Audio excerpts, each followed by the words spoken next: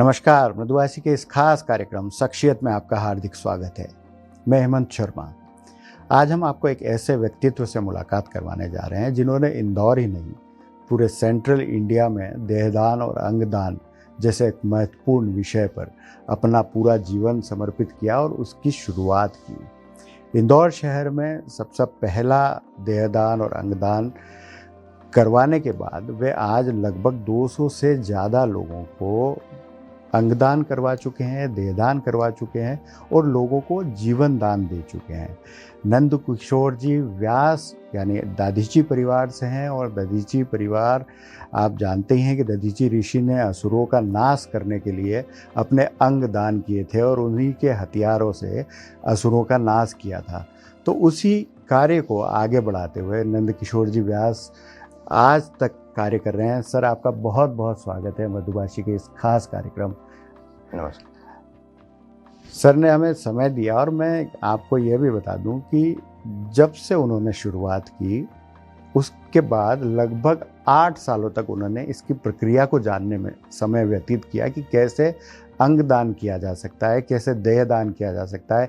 Medical college की team के साथ में उन्होंने इस अलग को जगाने का प्रयास किया और आज बखूबी आज भी वे इस कार्य को लगातार करते जा रहे हैं। सर, मैं सबसे पहले ये जानना चाहूँगा आपसे कि जब आपने लगभग 2000-2006 के आसपास अंगदान और देहदान के विषय पे काम करना शुरू किया, उस समय इसकी जागरूकता काफ़ी कम रही होगी। कैसे लोगों तक पहुँचे आप, कैसे उन्हें अवेयर किया? क्योंकि कई भ्रांतियाँ उस समय हुआ करती थी। इसमें सबसे ज़्यादा जो प्रमुख भ्रांति थी वो थी धार्मिक। ऐसी मान्यताएं समाज में थी कि इस जन्म में आंखें दान कर दी तो अगले जन्म में अंधे पैदा होंगे, इस जन्म में अंतिम संस्कार या अग्नि संस्कार नहीं हो पाया तो मुक्ति नहीं होगी। तो हमने कुछ धार्मिक लेख लिखे, श्रीमद् भागवत से प्रसंग लेके। कुछ सामाजिक भ्रांतियां थी जो मतलब लोग हिचकते थे कि भाई इन्होंने देहदान किया, परिवार इसके लिए मतलब इनका खर्चा नहीं करना चाहता था या बच्चा करना चाहते थे, इसलिए उन्होंने देहदान करके मुक्ति पाली। ऐसी सामाजिक मान्यताएं भी थी। कुछ टेक्निकल भ्रांतियां वो थी, जैसे माना जाता था कि मेडिकल कॉलेज वाले अपनी बॉडी को ऐसे ही पटक रखते हैं और उसकी कोई अवेयरनेस नहीं होती है, चूहे काट जाते हैं और किसी तरह से मतलब बाकी लोगों को। फिर हमने बताया इस बारे में कि बॉडी को बड़े सुरक्षित तरीके से एक टैंक में रखा जाता है केमिकल में, और उसके जो भी मतलब उसको करने के बाद में, डिसेक्शन करने के बाद में उसका विधिवत मतलब उसको वो उसका अंतिम संस्कार टाइप कहते हैं। और उसके बाद जो ढांचा निकलता है हड्डियों का, वो भी इलाज के काम भी आता है और बच्चों को पढ़ने के काम भी आता है। तो ये शिक्षा दान है। देहदान का जो प्रोजेक्ट है वो देह मतलब लोगों को, बच्चों को पूरे शरीर की मतलब आंतरिक संरचना का ज्ञान कराने के लिए मनुष्य शरीर के अलावा कोई विकल्प नहीं है। मेडिकल कॉलेज में उस समय काफ़ी बड़ी संख्या में स्टूडेंट्स हुआ करते थे जिन्हें बहुत कम बॉडीज़ ये डिसेक्शन के लिए मिलती थी। ऐसे में कैसे प्रयास आपके सफल हुए धीरे धीरे और अब क्या स्थितियां हैं? जब हमने इस बारे में हमने सेमिनार चालू किए, समाजों में जाते, हम लोग कॉलेजेस वगैरह में जाते, बच्चों को इस बारे में अवेयर किया। समाजों के में जाके सामाजिक संगठन के उन्नतियों के माध्यम से हमने प्रयास किए, लोगों से मिले, उनके सवालों का जवाब दिया। हम केवल मतलब लोगों को भाषण नहीं देते, हम लोग संवाद में ज़्यादा विश्वास रखते हैं। जब भी जाते लोगों से प्रश्न आमंत्रित करते ताकि उनकी शंकाओं का समाधान किया जा सके।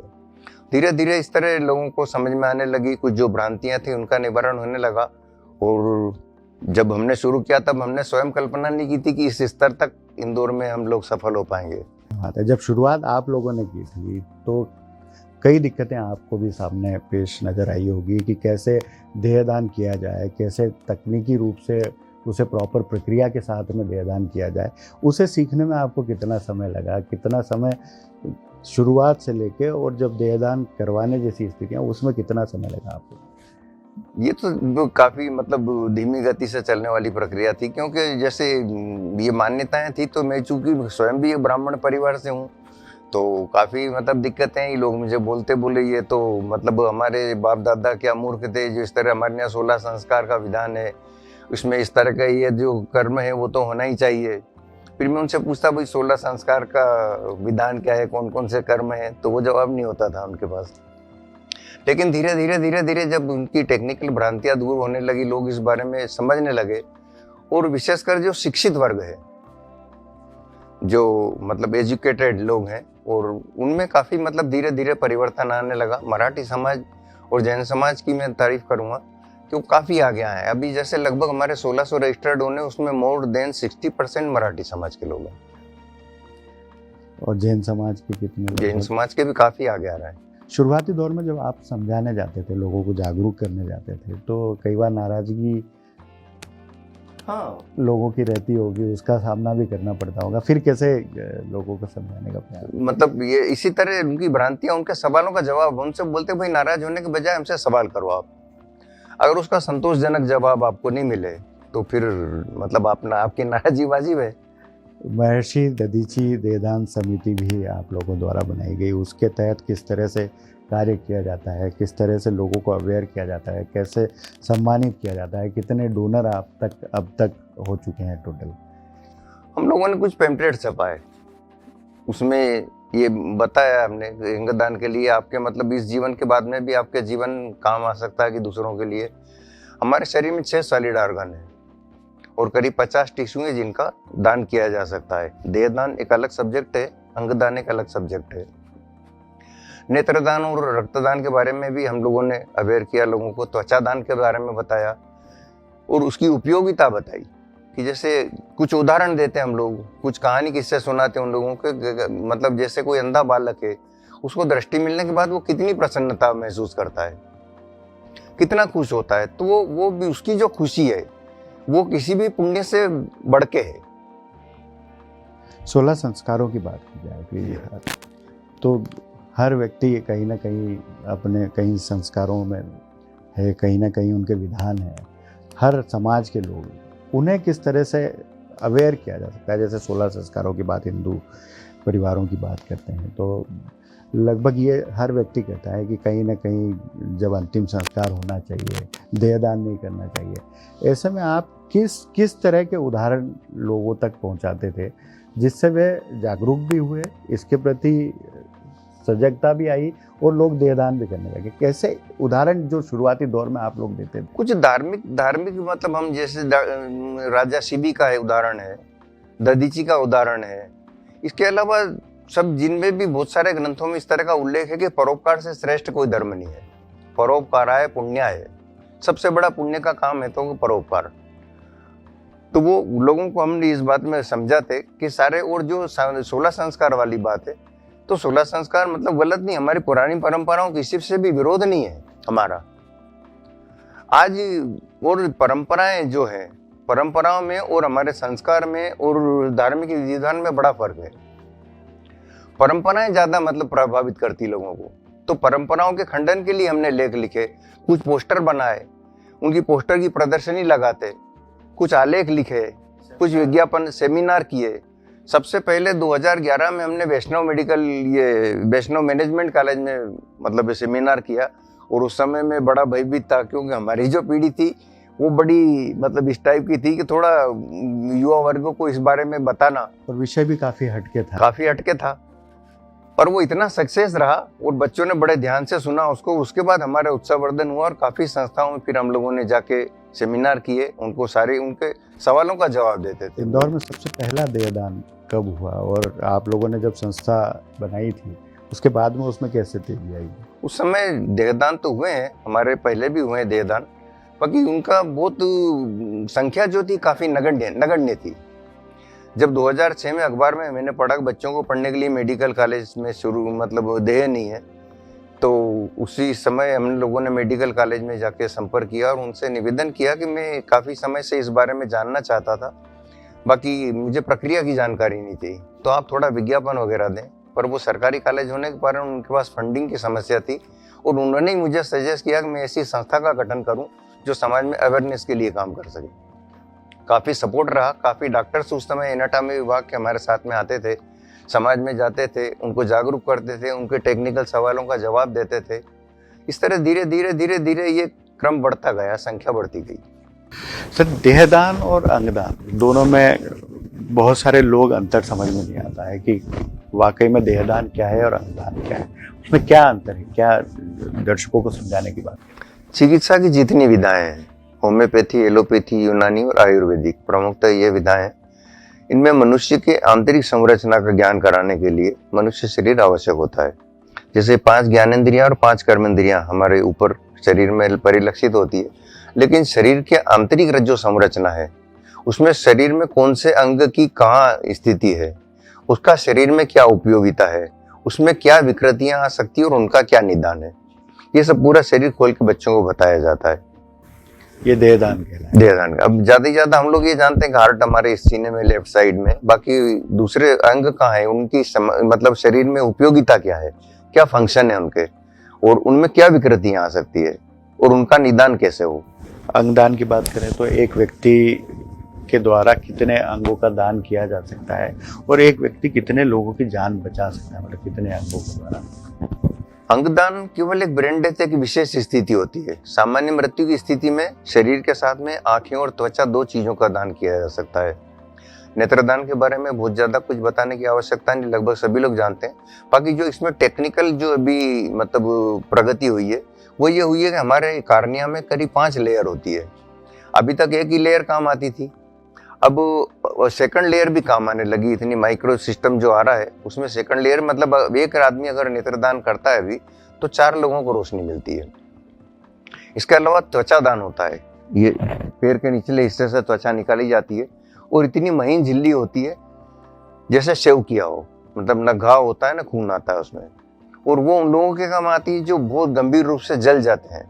आपने अगर देखा हो तो जले हुए लोगों को मच्छरदानी में रखते हैं, तो उनके इन्फेक्शन का काफी खतरा होता है। दूसरे त्वचा दान से क्या होता है, उनको ये जब रैप कर देते हैं ऊपर, तो उसमें एक तो उनकी जो पीड़ा हो रही होती है, जो जलन होती है वो कम हो जाती है। दूसरे टिश्यू जल्दी डेवलप होते हैं, और तीसरा उसमें इन्फेक्शन का खतरा कम हो जाता है, क्योंकि 100 में 80 मौतें जलने के केस में इन्फेक्शन के कारण होती है। तो उनके जीवन को बचाया जा सकता है। एक्सीडेंट में कुछ ज्यादा लोगों को रगड़ वगैरह लग जाती है, उनके भी काम आती है वो। ये त्वचा दान है।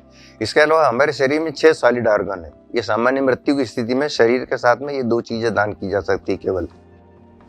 अंगदान की स्थिति ऐसी है कि हमारे शरीर में करीब 6 सॉलिड ऑर्गन है और करीब 50 टिश्यू है जिनका दान किया जा सकता है। बोन हमारी, ये भी टिश्यू है, आंखें भी टिश्यू है, स्किन भी टिश्यू है, ये सब। और हमारे शरीर में जैसे हार्ट है, लीवर है, किडनी है, पैनक्रियाज है, लंग्स हैं और इंटेस्टाइन, ये 6 सॉलिड ऑर्गन माने जाते हैं।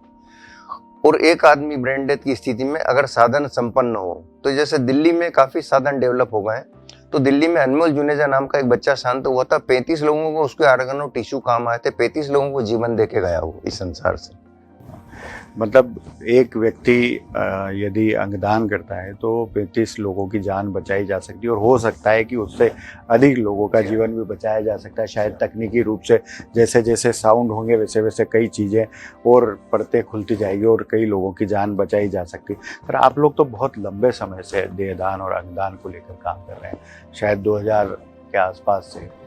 लेकिन जब इंदौर में कमिश्नर संजय दुबे साहब आए थे, उन्होंने इसको और गति प्रदान की थी। उस समय यदि देखा जाए तो शहर में ग्रीन कॉरिडोर और अंगदान और इसको विषय को लेकर बहुत रुचि लेकर वे लोग भी काम करते थे, आप लोग भी उनके साथ लगातार काम करते रहे।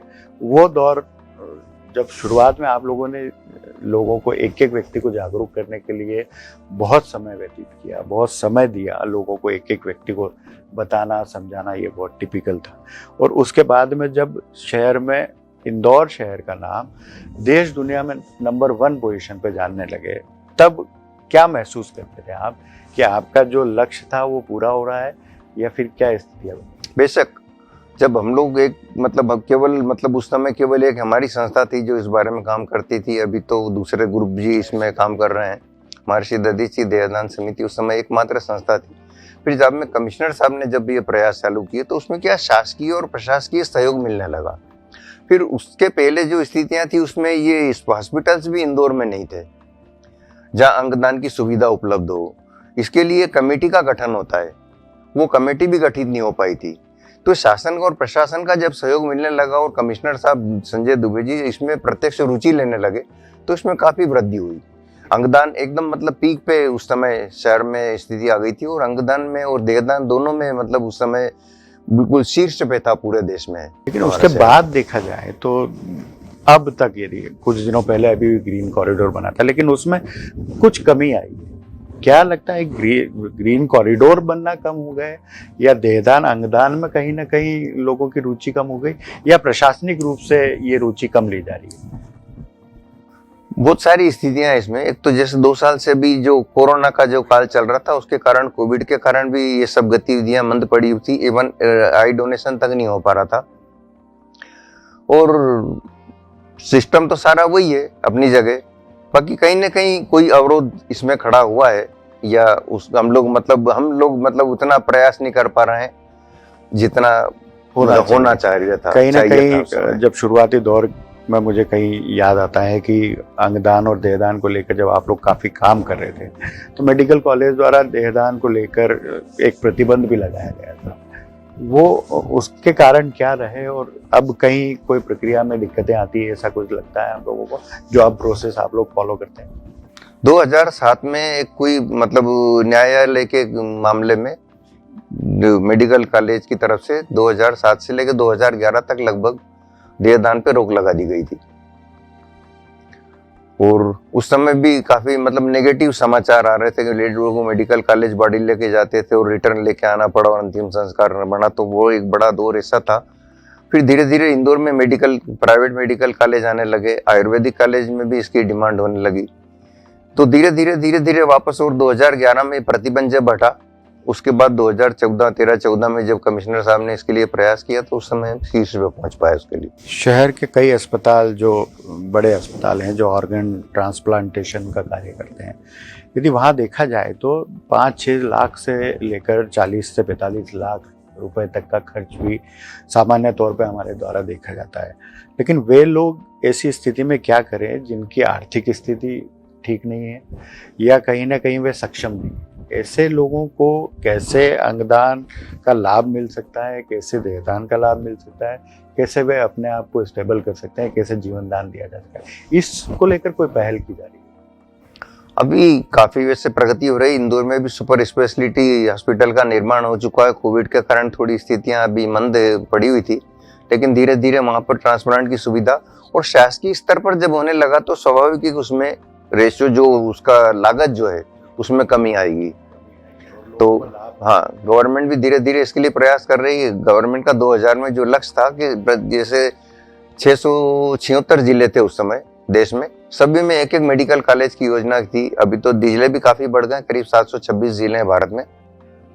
आज भी मतलब वो लक्ष्य वही है कि सभी जिले में मेडिकल कॉलेज स्थापित हो, और ये अंगदान के लिए जो सुविधाएं हैं वो धीरे धीरे सभी दूर धीरे धीरे डेवलप हो रही है। भोपाल में भी चालू हुआ है ऑर्गन डोनेशन का सिलसिला, अभी प्रदेश में जयपुर में शुरू हुआ है, गुजरात में सूरत में काफी हो रहा है अभियान। ये कहीं ना तो कहीं धीरे धीरे एक 2 सेंटर हर स्टेट में इस तरह डेवलप होने लगे। अंगदान और देहदान को लेकर साउथ ज्यादा सक्रिय है, शुरू से लोग और संस्थाएं जो है वो इसमें ज्यादा इंटरेस्ट लेते हैं, और काफी बड़ी संख्या में वहाँ पर होता भी है शायद।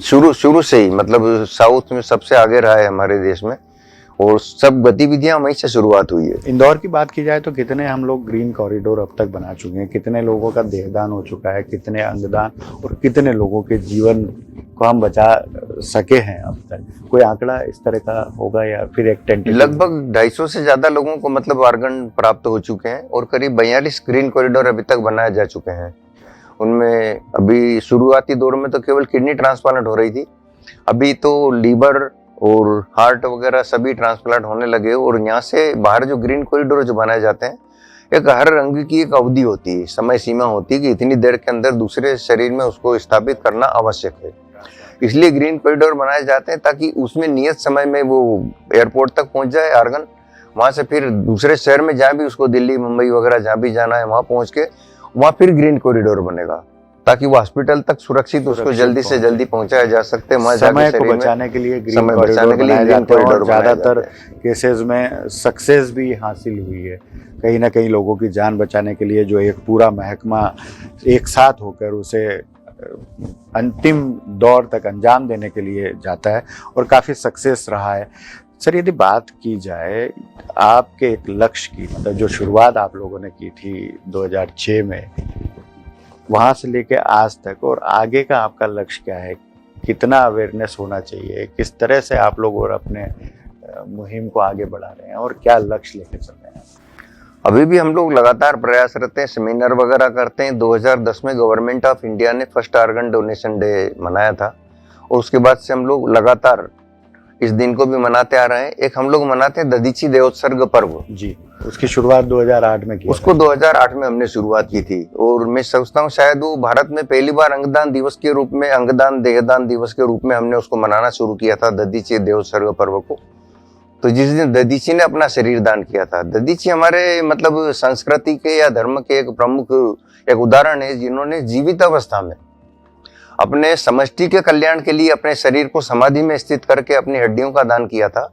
और वो उनसे केवल एक वज्र ही नहीं बना जिससे वृत्रासुर नाम के राक्षस का वध हुआ था, उसके अलावा उनकी हड्डियों से जो बचे हुए अंश थे उनसे भगवान कृष्ण का शारंग, भगवान शिव का पिनाक और अर्जुन का गांडीव, ये 3 धनुष भी दधीची की हड्डियों से बने हुए हैं।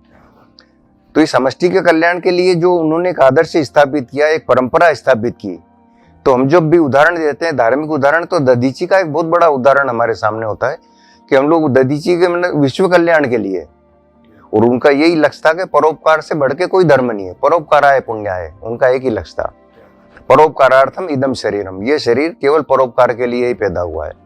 उसके लिए पीछे सारी परंपराएं या मान्यताओं को उन्होंने गौण कर दिया। क्या बात है। दधीची ऋषि कुल की ही संतान है और उसी चीज़ को आगे बढ़ाने के लिए लगातार वे प्रयास कर रहे हैं। सर आपका बहुत बहुत शुक्रिया, आपने मृदुभाषी चैनल को समय दिया और इतनी महत्वपूर्ण जानकारी हम लोगों से और दर्शकों से साझा की। हम अगले कार्यक्रम में एक बार फिर किसी नई शख्सियत के साथ आपसे रूबरू होंगे। तब तक के लिए हमें इजाज़त दीजिए। नमस्कार। नमस्कार। जय दधीची।